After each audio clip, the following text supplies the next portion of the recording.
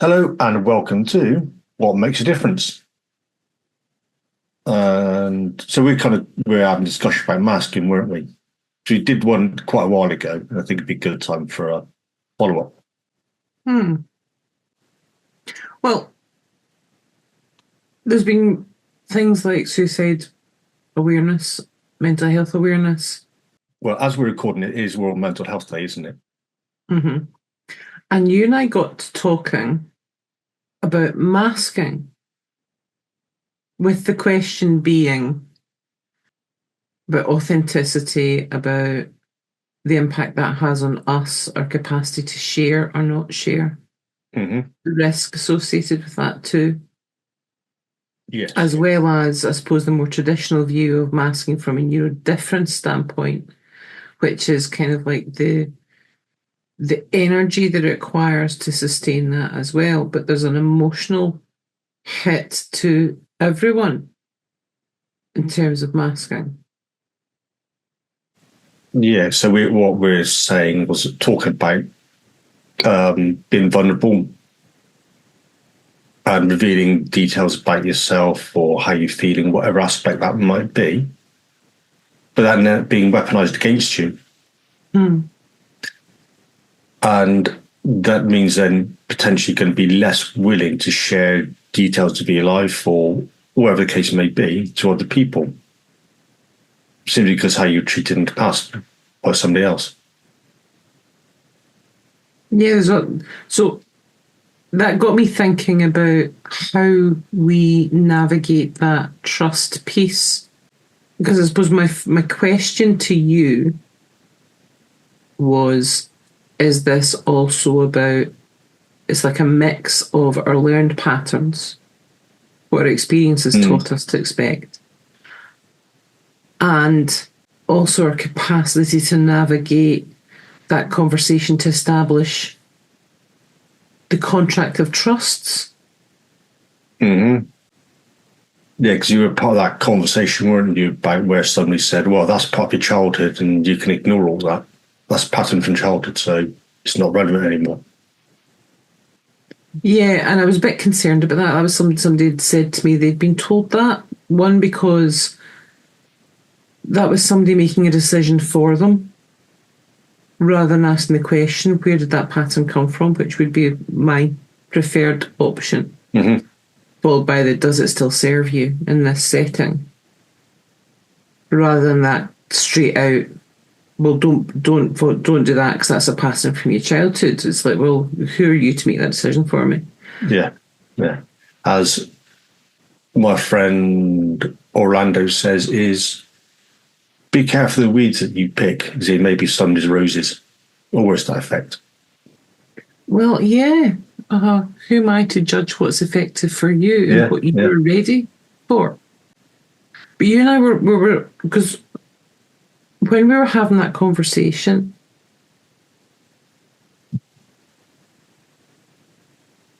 part of that was the debate about context ambiguity. Again, it comes down to those trusts, doesn't it? How do we establish who we trust with that vulnerability and who we don't? Because I'll freely admit I'm crap at context.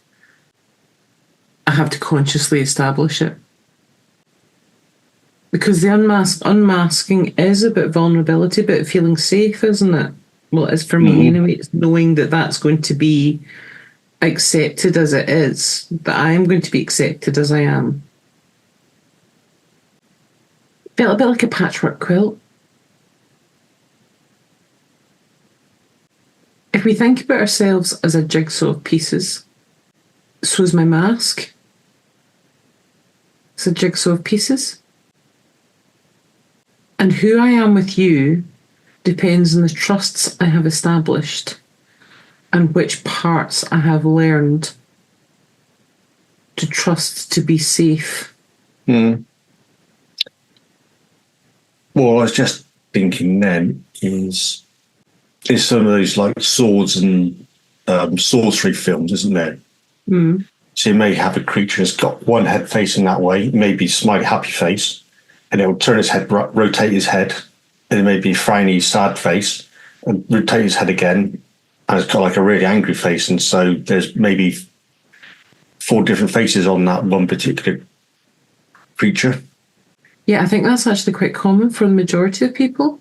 Because if you think about the number of different communities that we may be a part of, whether that's right in the middle of or on the outer edges, each of those communities has a set of rules and expectations. Yes. So that part of our unmasked self that's comfortable with that and aligned with that is the part that we show in that setting. But that also means that our true vulnerability and our ability to express that. I know certainly if I've chosen to share things, and it tends to have happened mainly in a work setting where I've maybe shared a bit more about maybe my motivations or what will impact me most in terms of feedback, that tends to be where that has been used against me in some situations. Some of them really quite toxic. It's almost like it's being used as a manipulation tactic. Yeah.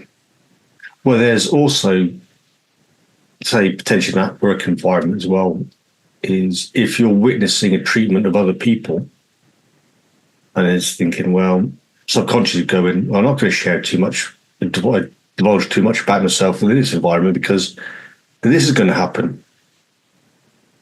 Well, that's where we start to mirror the outward expectations, isn't it? So that mirror of expectations becomes part of the mask. That's how we mask in that setting, in part.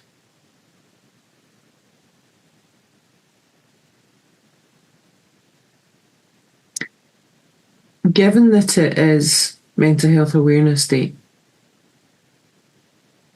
when we're recording this, I'm hoping that means it depends how fast I get my act together to do the edit on it. But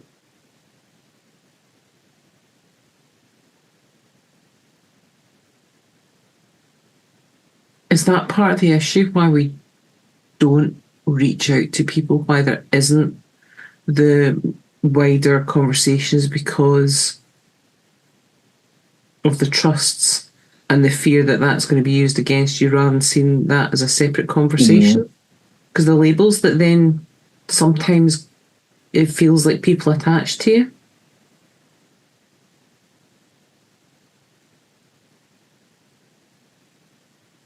Yeah, could be, but also might be, as one of the things discussed beforehand, wasn't it? Was the typical British stiff upper lip. And the whole ship you're on is sinking, the orchestra's playing, the ship's going down, and you're in the middle going, everything's fine, don't worry, don't panic, there's nothing to worry about, nothing to fear here, it's all good. They show you sit, and you're up to your neck in water, and you go, no, it's okay, it's all good. Well, you know what F.I.N.E stands for, don't you? I'm going to give the plate version. Fragile, insecure, neurotic, and emotional. Yeah. So people will put that mask on to go, yeah, everything's fine, everything's okay, it's all wonderful, when the whole ship is sinking. They're not wanting to admit that things are going wrong. Whether it's internally or externally.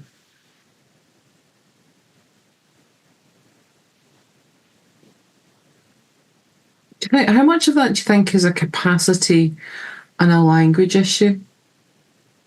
Because if as a society we buy into that idea, the British stiff upper lip, that this is almost like a community learned mask, right? That goes with societal norms of what you talk about and what you don't talk about, what is expressed in polite company. That might be why I don't like polite company, but I much prefer impolite company. But if that's the case, so it's almost like a community mask that we all learn. What does that mean in terms of the skill in expressing our emotions? How, if this is a community mask that we're all taught to wear, when do we learn to express our emotions? Well, that would then be through rage, anger, maybe a bit of humour as well. Would that be so? Possibly. Is that because those are more culturally acceptable? Possibly. Or is that because... Or we go down the pub and sing them down there, don't we? Is that because in those situations, in that expression, there's less vulnerability? Because it's an offensive expression, isn't it? As not as in causing offence, but offensive as in on the attack. Yeah. So you're not in a defensive situation. Mm-hmm. Although I would always argue that anger is an expression of hurt. Well, in most situations. Not all, but a lot. Is the only reason that these expressions can be weaponized against us because of our discomfort in expressing them? Because of our sense of vulnerability? Well, they've been given the skills to do so. Then where are they going to learn from? So as a society, you've been told, in general, is shut up and get on with it. And if you've been told shut up and get on with it for your entire life, then how else are you going to be able to express what you really want? So if you are emotionally vulnerable with someone, what makes the difference between being safe and being not safe in that expression? I guess it's a level of trust, isn't it? What does that trust do? What does it change? What is that trust? I'm guessing what people would do is test the waters, wouldn't they? How will somebody react when I say this? How will somebody react when I say that? And if those things that they've revealed to that person are not very revealing, as it were, about what's going on, then they can push that boundary a little bit further. Go, this is what's potentially what's going on. Reveal a bit more. And then, if there's some way on that point of revealing about that trust and stuff, and does it get thrown back in, then I'm guessing that person's going to feel pretty safe and secure with them. I agree, Rich. I think trust is very often built in small gestures and small gains. Like the continual testing of the water to go, okay, how did you respond to that? Because that might be a chink of vulnerability, but I know it's not really. It would lead there if I chose to share more, but right now I'm still safe. Yes. It's almost like a little... It's almost like you peek out from behind the mask to go, okay, there might be something more here, but I'm just gonna give you a hint of it right now. What I'm thinking though is, what enables someone to weaponize that? Because that's their actions, not yours, not mine. That's theirs. What turns that into a weapon? Because if I understand what turns that into a weapon, surely that's because of the impact I let it have on me. Yeah, well, in some conversations, the person will be talking about themselves, what they're going, oh, this is going on and all this. And the other person might go, thinking they're being attacked, I guess. And so they're on the defensive.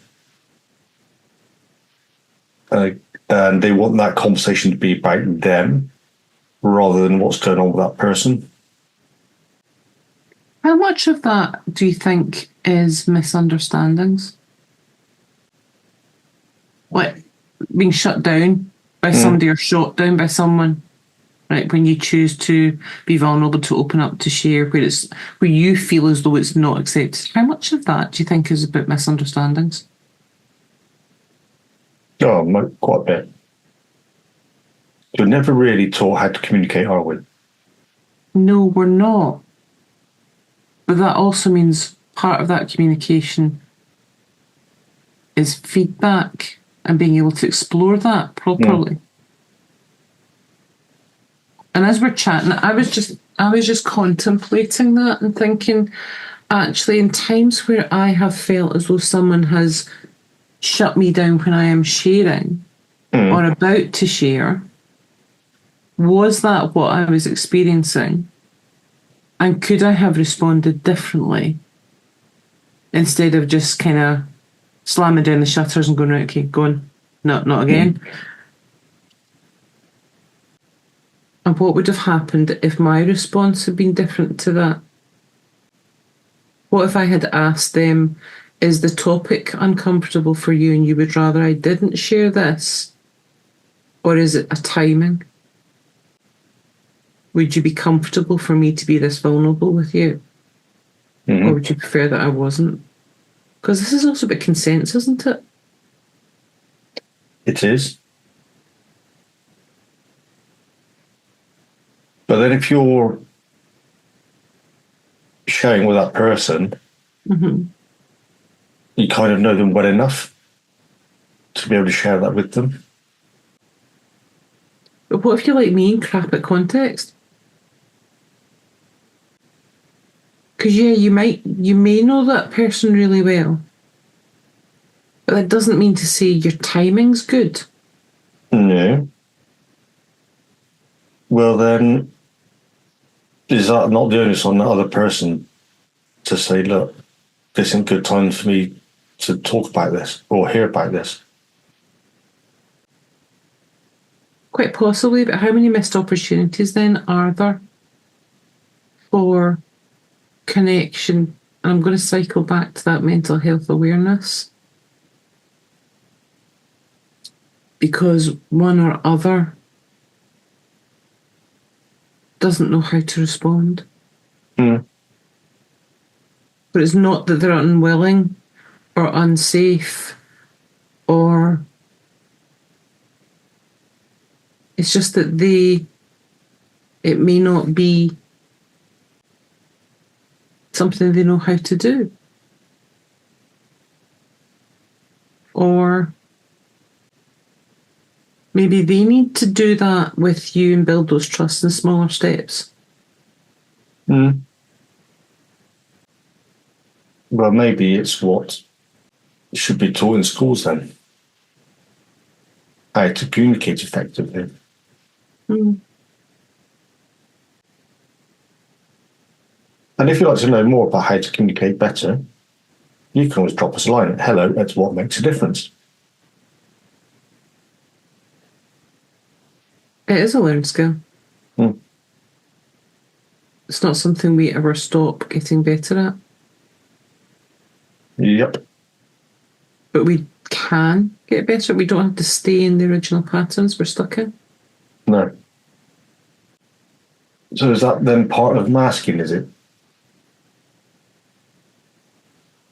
How we communicate and how others interpret what we're saying. Well, I'm going to point to that part that you raised, which is personas. We were chatting through this. Which comes back to that British stiff upper lip, but we create personas, don't we? And we migrate across our personas, the multiple heads and faces. Yeah, so to answer your question, is the incapacity or the lack of the language to express our vulnerability part of the issue that drives masking? I think it probably is. And that language gap is not only in the expression, but the creation of that space or that bubble to have that conversation, but also the language to accept that and say, yeah, I'm here and I'm a safe pair of hands. I'm happy for that. Because we build relationships in different ways. Well, I know from my previous career in HR that me in an HR setting, in a professional corporate setting, would have been very different experience for the people around about me to me in a social setting. Mm-hmm. Very, very different. They were almost two totally distinct personal personas.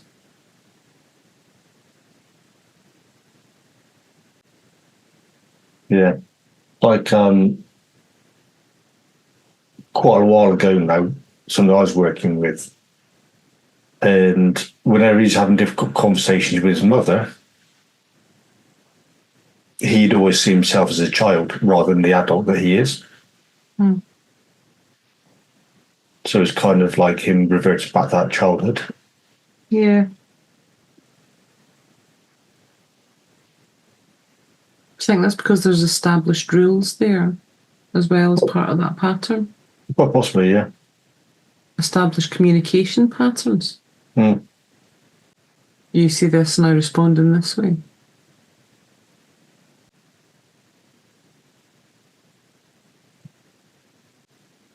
I'm having a bit of a chuckle to myself, Rich, because I'm just thinking about the feedback we received a while ago where somebody said to us that they couldn't imagine you and I ever falling out or having disagreements. And we were like, oh yeah. Oh yeah, it does happen. Oh yeah. Then again, yeah. But the reason I'm raising that is because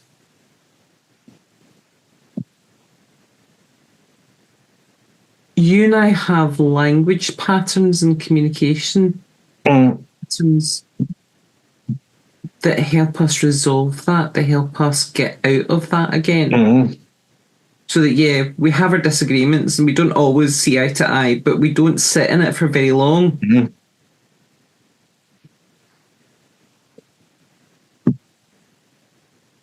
No. And we don't brush it under the carpet either. Because I see that a lot. Yes. I've seen that a lot. And have experienced that a lot in other situations. Yeah, yeah. Again, it's that sinking ship. Everything's fine all around me. So instead of talking about what's really going on, how's the weather today?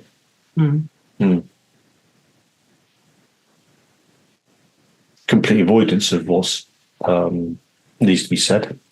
Or the relationship, and we've all seen it, either seen it or been in it, where the blow up happens and then both parties ignore the fact that there's been an argument. There's the walking on eggshells for however long period of time before there's a gradual thawing and carrying on, but nothing's ever fixed, nothing's resolved, nothing's... No. It just sits there until the next time you have that very same argument and disagreement again. Yeah, one guy I used to work with, he was saying about his dad who had this argument with his mother. And I can't remember the period of time exactly. It was either 3 weeks or 3 months. He didn't say a word to her. Well, that would drive me mental. He did apologise afterwards, saying he's been a dick. As I say, it's either 3 weeks or 3 months, but that's a long time not to speak to someone. But when he did speak, was the issue resolved, or did they just I can't remember. That's a long time ago. Well, I think that's the point, though, isn't it? It probably wasn't. No, but that's the point I'm making. Like, if you and I have a disagreement about something, and we get to the point where we're kind of glaring at each other, what I quite like is that one or other of us will give the option, do you want to talk about this now, or do you want to talk about this later? But the universal in that is the acknowledgement that the conversation is going to happen. Now I'm going to pull that back to masking, because that sets the boundary and it sets the placement of it. And it also asks consent for, are you ready for this conversation? Because and the acknowledgement that you know that conversation has to happen. Which comes back to is that vulnerability partly because of a misjudging or a lack of skill in expressing timing or the response to somebody's vulnerability. Well, could be argued there's never a right time for anything anyway. Or it's always the right time. It is always the right time. Because there is only now. There is. Maybe wrong time if someone's operating heavy machinery or something. Well, yeah. Yeah. Mm-hmm. Do we, as part of that connection building, that improved well-being, that improved safety net and support that fosters better mental health and reduces suicide in our communities, do we then have some work to do to learn the skills about creating that capacity for vulnerability and connection? Mm-hmm. The capacity to unmask. So, key takeaways, Ali. But masking's not as simple as just a suppression of something. It's a containment that's influenced by expectations, or what we assume are the expectations. And the question I'm left with is, how effective are we at checking that, at establishing that? And if we got better at that, would there be less need to mask? Mm-hmm. What about you? You've got to be careful who you're sharing and what you're sharing with people, and how much you trust those people to do the right thing. Maybe think about how you establish your trusts. Because if you never share, you never trust. It's something you build. Yes. And if you'd like to find out more and work with us, then you can always reach and email us. Or and have a think about how you create connection around about you. Because that's important. That's a vital part of all our well-being. Yep. And you can find us on YouTube and Spotify. And there's our links to all the bits and bobs in there as well. Any comments, then please feel free to let us know and ask, and we'll always do our best to come back to you with an answer. Yeah. Thank you. Thank you.